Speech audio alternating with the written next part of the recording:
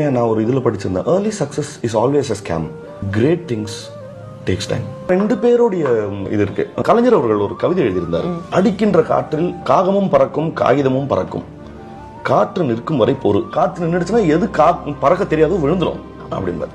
இன்னொன்னு நாகேஷ் அவர்கள் சொன்னது எனக்கு ரொம்ப பிடிச்சிருந்தது. அவரோட கேள்வி பதில்கள் அவர்கிட்ட கேட்குறாங்க இந்த கேள்வி, சார் பெரிய திறமை இல்லாதவர்களுக்கெல்லாம் பெரிய எதிர்காலம் வந்தது, அது உங்களை பாதர் பண்ணலையா அப்படின்னு கேட்குறாங்க.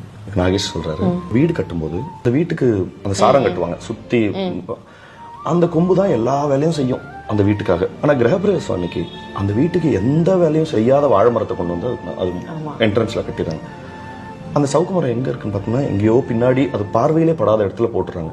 உனக்காக நான் இவ்வளோ கஷ்டப்பட்டனே, அந்த வாழை மரத்தை கொண்டு வந்து என்ட்ரன்ஸ்ல கட்டியிருக்கியே. அவர் சொல்லுவாரு, ஆனா வாழை மரத்தோட லைஃப் அன்னைக்கு ஈவினிங்கோட முடிஞ்சு போயிடும், தட்டி தூக்கி போட்டுருவாங்க. பின்னாடி இருக்க சவுக்கு மரம் அடுத்த பில்டிங்க்கு போயிட்டு இருக்கணும், அடுத்த பில்டிங்க்கு வேலை செய்ய போயிட்டு. நாகேஷ் அவர்களுடைய அந்த கேள்வி பதில்கள் புக் படிச்சிருந்த போது செம்ம இன்சைட்ஃபுல்லான விஷயங்களை நிறைய சொல்லியிருந்தாரு. அதுல ரொம்ப முக்கியமானது